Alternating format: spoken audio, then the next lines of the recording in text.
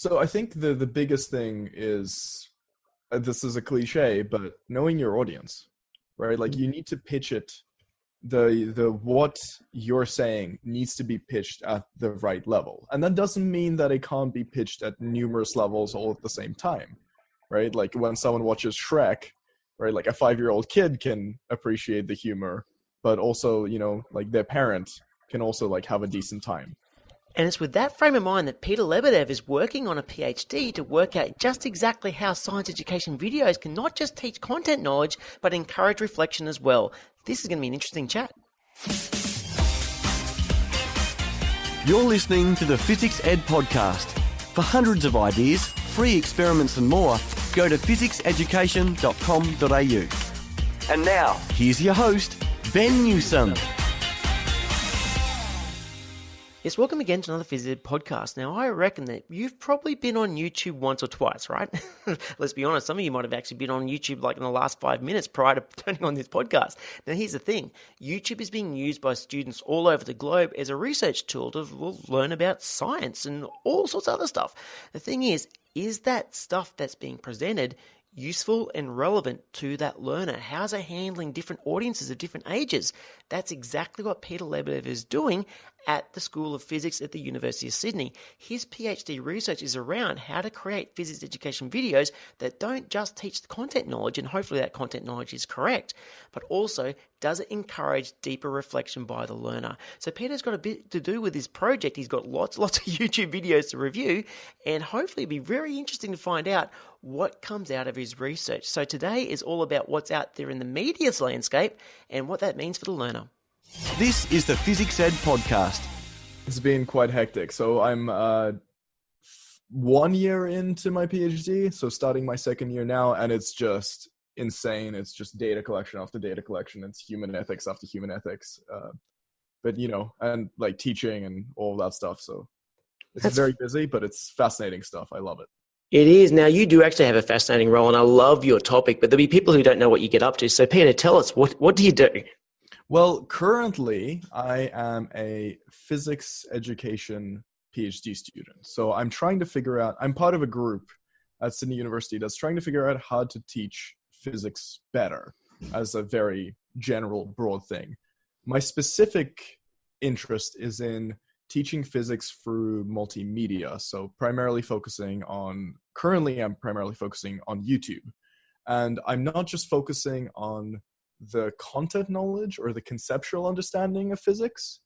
I'm also really interested in how people think about physics and how they analyze sources and how they, reflect and how they change their minds. So that's currently what I'm focusing on.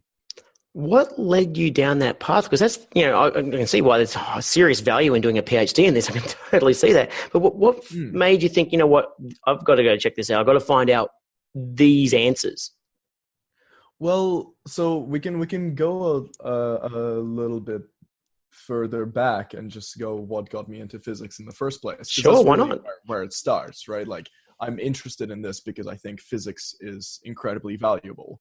And I was very lucky that both of my parents were physicists, and they still are physicists. Well, what do they do, by the way? So my dad did his PhD in plasma, and my mom is a seismologist, and both of them are working over in Perth. One's at Curtin, one's at CSIRO, doing geophysical modeling stuff. It's all about rock physics. It's like material science with like fluid dynamics and lots of cool hard differential equations. So you were basically doomed from the beginning, right? Oh, totally. Fair enough. Okay, so you're obviously clearly into physics. You've got a background in physics with your family. So you got into physics education, I'm guessing, from there. So I did an undergrad and I did my honors in geophysics because, why not? I was really into I'm obviously really into the physics, but also there's the planetary side, right? I absolutely love planetary science. I think our solar system is absolutely fascinating, and we know very little about it. So when I finished my honors, it was either do a PhD studying meteorites, which is really cool, or go over to Sydney and start this PhD with my my supervisor, Professor Manjula Sharma. And the story with that is kind of goes back to this guy called Derek Muller, who you might recognize as Veritasium. Yes, exactly. So he did his PhD with Manju. He started in 2004, right? That was before YouTube existed. And his PhD was on how do you use short linear multimedia. So how do you use short videos to teach physics effectively? Because he was obviously into, documentary making and Carl Sagan and all these people and wanted to do that for a living. So that was his PhD. He wanted to figure out how to actually use these tools to not just get clicks, right? To actually teach people something. And I am a big fan of Derek, and I have been lucky enough to work with him a little bit recently. Yeah, wind it forward. He sort of achieved that more than just a little bit. Yeah, for sure. He's doing amazingly well for himself and, having a huge positive impact on the world. And I'm not necessarily saying that I'm trying to emulate that because, I think people are, different. Like I'm going to be me. Like I can't be Derek 2.0. I'm just going to be Peter 1.0. Fair enough. But like the impact that he's had on so many people, I think is, wonderful, right? And if I could, in the future do something similar, I think that'll be a life very much well lived. So yeah, I guess the physics education side of things, I'm really into science, and I'm really into talking about science, and that's kind of like the logical extension of that, right? Love it. And look, I couldn't agree more. I mean, I've sort of bitten that apple and well swallowed it. I'm very much running a physics, a space that does it too in our own little way. And I totally agree. And I love the idea of just thinking from a point of view of just serious volume. I mean, it's something like YouTube and all that type of thing is, it's a huge thing, especially nowadays. But it's the fact that you can have genuine impact to someone in a place that you'll never ever go to, and you'll never ever get to meet that person, yet you can actually spark an interest is just amazing. Mm-hmm. And I suppose that actually dovetails nicely with what you're actually studying now. Yeah, I think that's the huge appeal as well. But what I also want to say that the stuff that you're doing, I mean, like the stuff is obviously reaching lots and lots of people, but you're also talking to students directly, and I also think that's incredibly worthwhile. It's really cool. I just kind of taking this opportunity to say thanks for your work. I think it's really cool. Oh gosh, it's the people just driving the car or walking the dog going, oh gosh, we can have a bit of a minute or two just to pat each other's backs. But no, thank you very much, Peter. No, it is a lot of fun, and but I mean, I'm always curious about how people are impacting their audiences in their world, regardless of whether they're in a classroom with 30 kids every single day, because that's a deep impact. That's working with people very directly for a very long time and watching their growth, or sort of, in our case, often being only parachuted in some ways. And in your case, it's actually via distance even further. I mean, I guess we haven't gone down this line and to any real degree. And I'd imagine that it's a two-edged sword. You can either do it really well or really poorly. I mean, I guess just out of interest, I mean, you don't want to name names in some ways, but I mean, what have you seen where people have tried but they're genuinely not really helped? I guess is the best way to put it. Yeah, sure. I think there are a lot of people that do a great job, but there's also some people that I think there's people that just preach to the choir, so to say. And I mean, there's certain public figures in science that seem to attract just like a particular crowd, right? Like I think the atheist community is quite popular for that. I think the only people that read books written by famous public atheists are people who are like already, if that makes sense. No, I actually get what you mean. I mean, we were lucky enough to be involved in helping produce the Innovation Games last year, and there's a bit of this stuff coming up again for Sydney Olympic Park. And one of the prime directives, and I love what Mike Bartlett was saying with this, was we need to reach the people who don't want to be reached. Yeah, totally. And I went, that's just it. That is exactly the point. And no, I agree, because I often worry about the choir. I mean, eventually you might as well just be off the same songbook, right? Yeah, exactly. But I think it's a very, very hard thing to do, right? Like reaching people that don't want to be reached is incredibly difficult. So I totally understand why people, like, it's very comfortable to be in your own echo chamber. Yeah, we call it at work science by stealth. Yeah, totally. But no, totally. So, but then obviously on the flip side, you'll have people who are just completely nailing it. And so, I mean, I guess what have you seen out there that absolutely works? In terms of specific people, or you're more about in regards to your own studies. Like, I mean, you're sort of evaluating what works, what doesn't, all the rest. I mean, in terms of things that you know what, this is just exactly perfect. So I think the biggest thing is, this is a cliche, but knowing your audience, right? Like you need to pitch it. The what you're saying needs to be pitched at the right level, and that doesn't mean that it can't be pitched at numerous levels all at the same time, right? Like when someone watches Shrek, right? Like a 5-year-old kid can appreciate the humor, but also, you know, like their parent can also like have a decent time, right? And I think you can also do that with science videos or science shows, right? I saw Brain Candy, which is Adam Savage and Michael Stevens, so Mythbusters and Vsauce, and they were absolutely brilliant because it was pitched at maybe about 3 different levels, right? Like the comedy and the explanations worked on the level of a 5-year-old.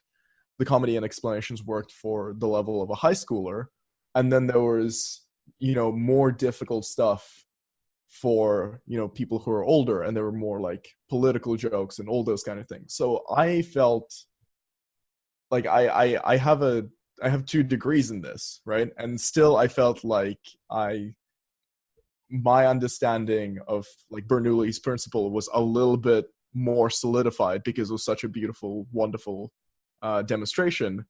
But also I felt entertained, but I also knew that a 5-year-old would have been entertained as well, you know, and they would have learned something. So I found that really inspiring. It's really a hard balancing act, isn't it? Because I agree, it's almost like double entendres without anything bad within it. It's just so I've got the older audience, I've got the younger audience, I've got the people who are just beginning to grasp the topic, then I've got the experts in the audience as well, especially in a public event. It's a tightrope and a half to try and walk. Yeah, totally. It's a razor's edge. Yeah, absolutely. Now, I mean, I suppose you'd experience this a bit with some of the work that you do with Dr. Karl. Tell us a bit about that. Yeah, so that's actually an interesting story. I got very lucky last year where I just moved to Sydney. I'm originally from Perth, and the first week, I get to the physics building and I get shown to where my office is, and yeah, cool, okay, day 1 of PhD, fantastic, super exciting. And then I look down the hallway and there's Dr. Karl, and I'm like, wait, what? Right? Like, I didn't even know that Karl was at UCID when I started my PhD. But yeah, so he's a kind of an honorary associate here, and he has this office, and that office is 2 doors down from my office, which is very cool. So if people are overseas, if you don't happen to be in Australia, not quite sure who Dr. Karl is, think like Bill Nye the Science Guy for Australia, if that kind of helps. Totally. It's that kind of level. And yeah, so I knocked on his door and I came and said hi, and I was like, hey, I'm a new PhD student. I'm really interested in science communication, all those kind of things. And we had a lovely chat. And then he was like, hey, I need a researcher and a fact checker on this new show that I'm doing with Discovery. Do you want to help? And I was like, yes. Sure, yeah, sir. Yeah, it was absolutely insane. Couldn't say yes faster. What topics did you have to research, just out of interest? Oh yeah, so it was the Dr. Karl's Outrageous Acts of Science, which was on Foxtel last year. Yeah, I'm sure you'll be able to find copies of it floating around somewhere. Yeah.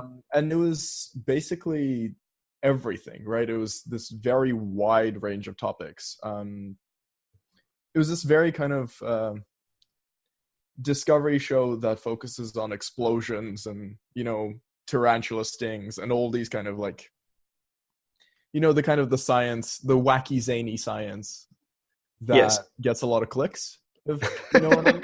I get what you mean, yes. So that was actually really interesting to work on, because you're trying to include as much valid scientific content into something that is primarily entertainment, right? Like the goal of that show isn't education. The goal of that show is to, have people watch the Discovery Channel. Yeah, and I mean, a lot of these are really small sound bites. I mean, it's something that myself and Holly at work too have had to deal with in terms of often we'll be asked to do a cross in a weather cross for Channel 7, Channel 9, Channel 10, something like that. And you've only got about 20 seconds. And you want to do something that's actually decent without completely invalidating the data, like how actually science works. Yeah, sure. And all in an entertainment context. I mean, I suppose the format in a Discovery Channel program like that, you got a bit longer, but geez, you haven't got that much long when you actually look at the seconds ticking by. No, you don't. And there were a lot of comedians on the show. Like the focus was very much like, this is meant to be funny. So you're constantly trying to find the angle that's funny and interesting. Yeah. And yeah, there's all these like limitations from just the nature of TV. Actually, speaking of comedians, it's funny how these chats always just take different paths. You never know where you're going to go. But I remember actually listening to some people, professional public speakers, saying, who should you get trained to be a really good public speaker? And they suggested, to be honest, straight up, get a comedian to train you. And you think about like having to stand on stage, you've got no props. It's just you and a microphone. To be able to get a topic across where they're actually going to laugh and they don't know you, it's a tough deal. And I suppose now you're working with the comedians on a show like that. That would have been a rigorous process. Yeah, I actually think that's brilliant advice. I think if anyone's taking like the one thing away from this podcast, I think that's the gold nugget right there. Yeah, I think being a comedian is incredibly hard, right? And I think that's something that more science communicators can learn from. I think we sometimes get too focused on the data, right? And the data is important. Truth is important. Don't get me wrong. I'm definitely not saying that's not important. I'm just saying that people respond to humor and people respond to stories. And if you're, as a science communicator, are not telling stories, right? If you don't have something to draw people in, well, they're going to tune out. Right? Oh, absolutely. That comes back to the previous thing that you're saying, like, how do you get people engaged who don't want to be engaged? It's by telling stories, right? It's by telling interesting stories that people can relate to.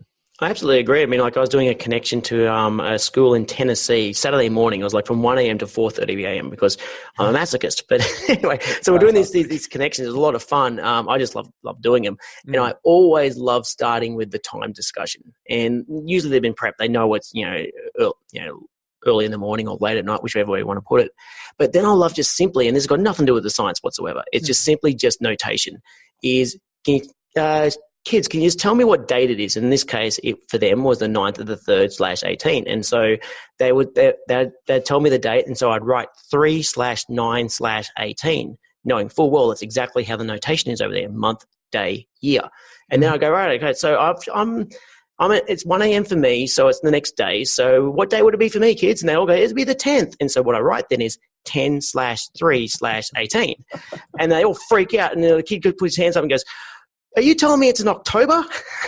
and it's I totally get it. And the poor kid was he was not used to seeing it. I go, no.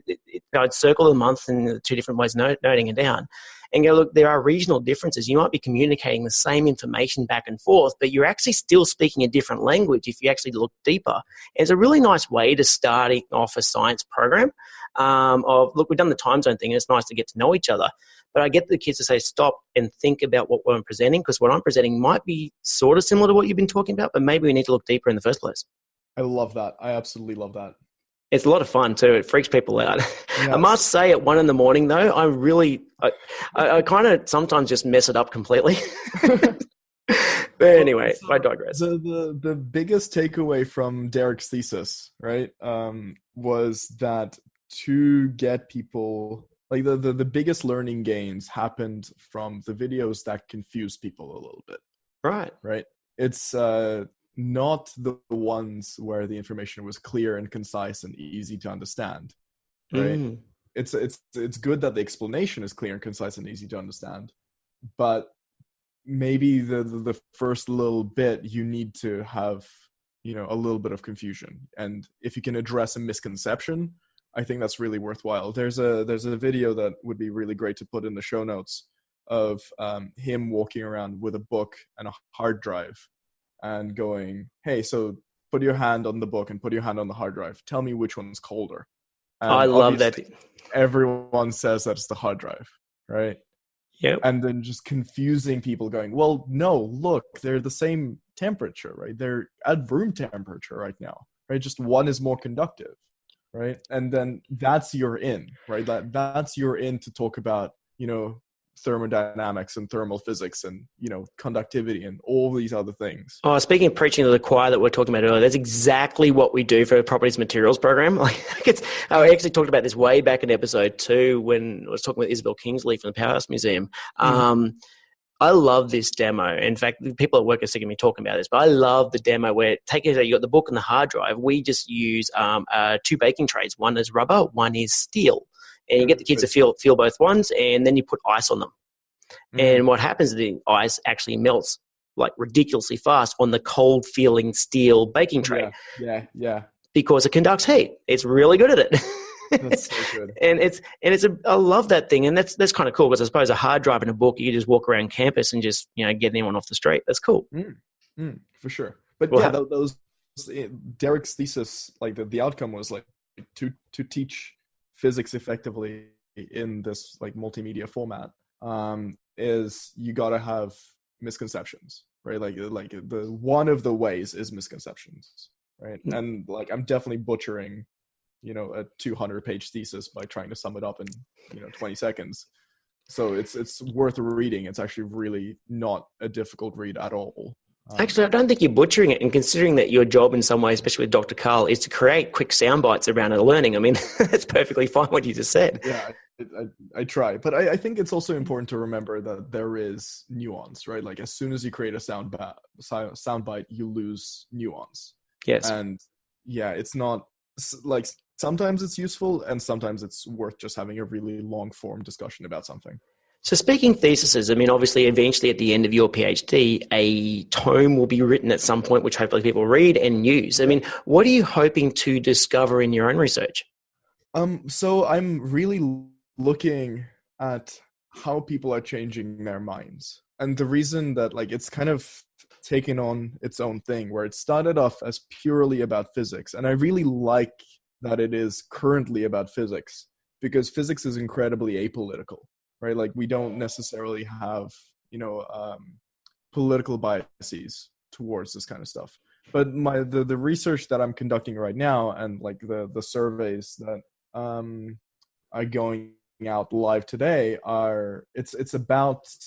So you watch a video, and then in that video there's 4 questions, right? And you write down your 4 questions, and then afterwards, you watch the video where there's the solutions to the 4 questions.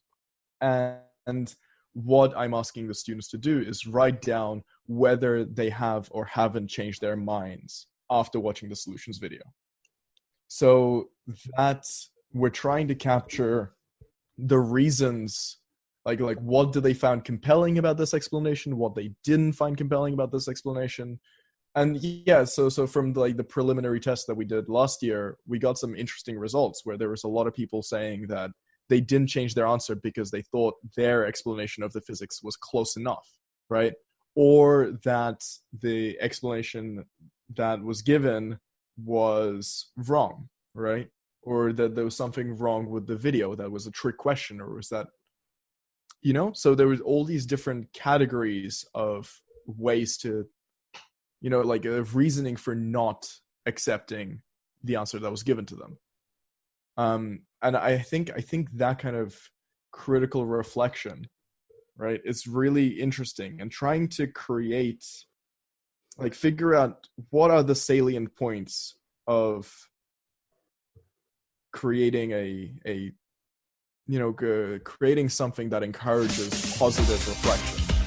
This right? is the Fizzics Ed Podcast. And We're then excited try to about distill science. that and Grab a include copy of that our in new your book, own Be teaching Amazing, or in your How own to Teach video Science the making or way whatever. primary kids love, I think from our that's website. incredibly worthwhile. Just search Be Yeah, Amazing and I kind of book. think that what It's you're available in doing hard copy and extends ebook. well Go to beyond physics education. physicseducation.com.au. It just does. I mean, That's it's physics spelled education practices as a whole. And F-I-Z-Z-I-C-S. it kind of even go even further than that. Just anyone trying to teach people something. It doesn't have to be informal education at all.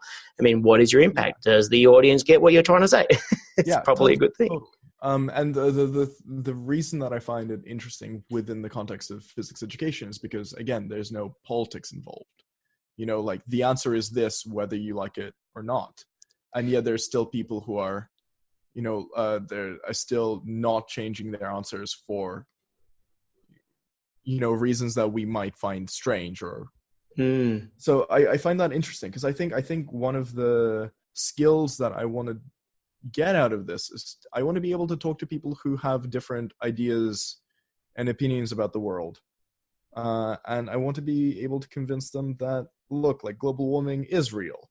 You know, it's the real issue that we should be talking about. And, you know, like AI is great and it's really interesting and it's really worthwhile, but we should also be talking about, like, we should be investing into safety research, right? And convincing people that don't want to be convinced, you know, global warming deniers really don't want to be convinced that global warming is real, right? For a number of reasons. But that's kind of the people that we should be trying to reach. That's the people we should be trying to talk to. And you can't do it in an, you know, angry or dismissive way, because that's not going to help anyone. That's not going to change anyone's minds. Like, that much we know. And like the details are the, you know, the interesting, that's the most interesting part. I agree. And actually, I was speaking with some ABC broadcasters around this very issue that everyone's trying to grapple with in media, which is simply how do we get people out of their echo chambers?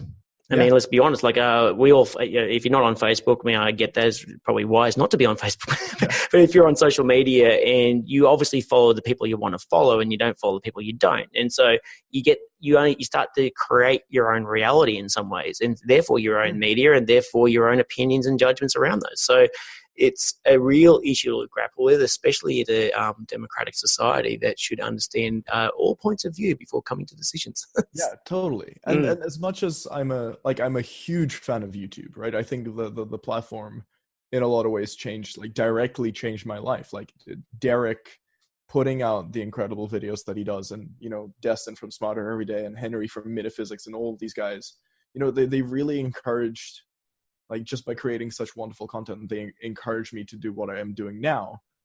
But at the same time, the recommendation algorithm is so echo chamber based, right? Like, if you watch a video about cats, right, you will get more and more cats in your newsfeed, right? Like in your recommended videos. And like, that's fine for cats and that's fine for science. That's a good thing for science, but it's not necessarily great if you're going down, you know, a political rabbit hole that just gets more and more extreme, or a very extreme version of science reality, which is not actually reality at all. Yeah, exactly. So I think the YouTube algorithm is trying to maximize time on site, and it's trying to maximize, you know, the amount of time that people watch the videos, and it doesn't really care about the content of those videos. And I don't necessarily think that's the way to, you know, a healthy society. I feel that considering that Google's, you know, involved with YouTube now, and the do no harm mantra is part of their thing. I mean, this could be naive in some ways, but I wouldn't be surprised, especially with AI and machine learning, to be able to pick up what's actually within the content over time. I mean, obviously, you need some serious crunching of data here, but I kind of wonder if there is actually a way out eventually at some point where they can actually work out, well, what is the content of this stuff that people are consuming, and is it real? But who knows? I mean, that is for the quantum computing people to work out. That's so much data. It's crazy. Yeah, it is a lot of data, and it is crazy. And it's there was an interesting case with Brady Haran, who runs a channel he runs so many channels, but one of them is called Numberphile, and it's absolutely fascinating. And this was a video about like the very, very early stages of film, right? And how film cameras were developed and how they were used, and like all the, you know, the science behind that. And, it's an educational video. But in one of the clips that was shown was like an anatomical, like a anatomical video of a person walking, right? And even though there's like no explicit content there, the YouTube algorithm flagged that as nudity. Right. And it's kind of like, well, like, of course it flagged it as nudity. Like, it thinks that it's a naked person, which, in some ways it kind of is. But like, there's a fine line between like that is obviously an educational video, right? Any person that watches it knows that it's an educational video, right? But an algorithm doesn't, right? So that video got demonetized and blocked, even though it really shouldn't have. It's back online now because like a human sorted it out, But I think we're still a long way to go with the YouTube algorithm. Yeah, and I'm certainly not qualified in any way to make any comments of it in the near future at all. my headspace is way in the distant future. Yeah, for sure. Absolutely. Man, we went down a weird rabbit hole. And it's not the first time, and it won't be the last time too, by the way. But that's okay. It's all part of it. Hey, just out of interest, I mean, obviously there'll be some people who would want to emulate what you've been getting up to in science communication. Hey, they may even want to write for Dr. Karl or whatever it is. What sort of advice would you suggest to people listening who may want to go down that particular rabbit hole? Study hard. Like, really, just I'm serious. There are certain hoops that are really hard to jump, like especially if you're in high school or university right now, right? And want to have an interesting life and an interesting career. I really do recommend that you get, above a certain grade.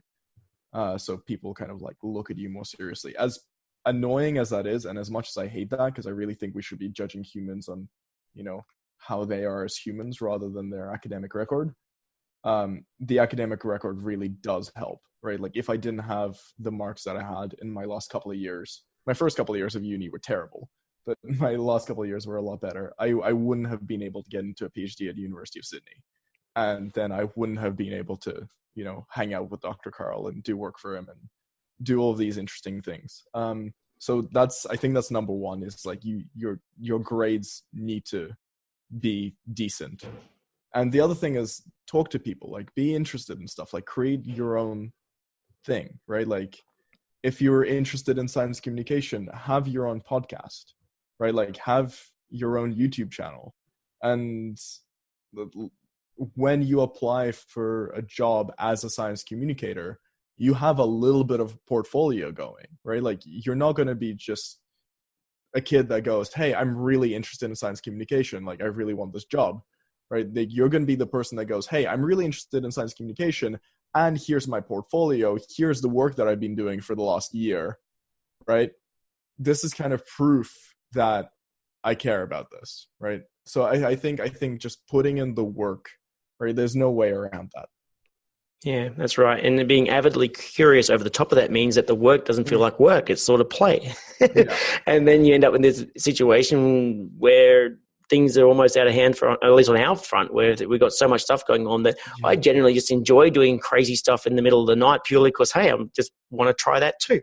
Yeah, for sure. But I also don't want to, I am ridiculously privileged, and I want to acknowledge that privilege being, all of the things that I am in our society, and also the fact that both my parents are physicists and all of these kind of things. So I'm not like, it is privilege and it is luck. And I'm definitely not saying that I got here only because of hard work, right? Mm-hmm. I didn't, right? It was a lot of luck and a lot of support from others. So yeah.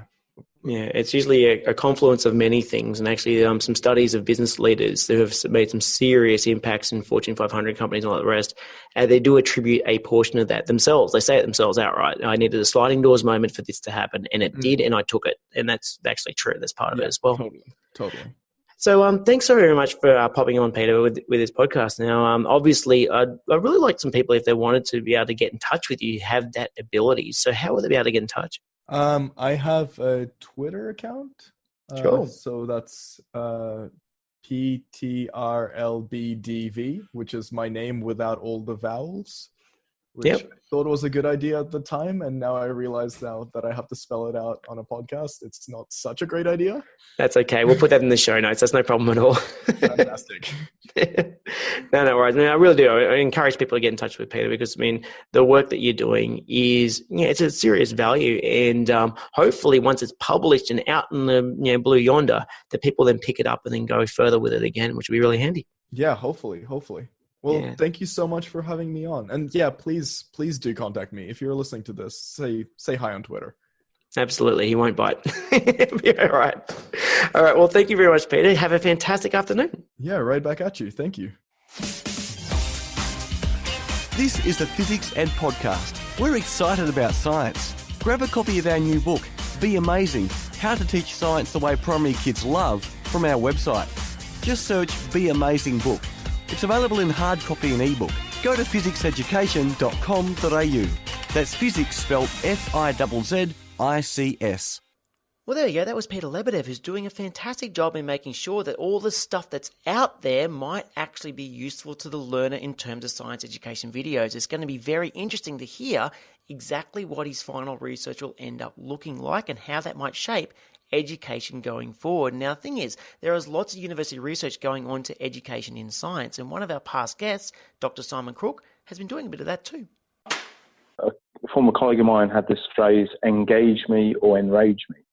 So if they're engaged, you've won out. You're not going to have to deal with as many classroom management issues.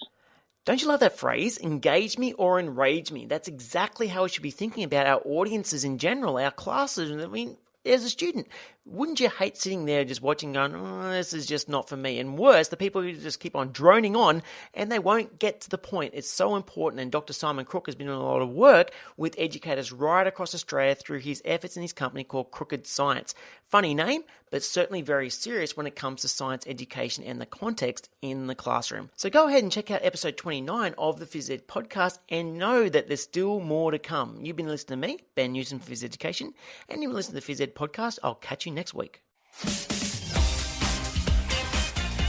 You've been listening to another Fizzics Ed podcast. We're excited about science. Subscribe to us on iTunes to download the next episode as soon as it's released. And don't forget, for hundreds of ideas, free experiments, our new Be Amazing book and more, go to fizzicseducation.com.au. That's physics spelled Fizzics.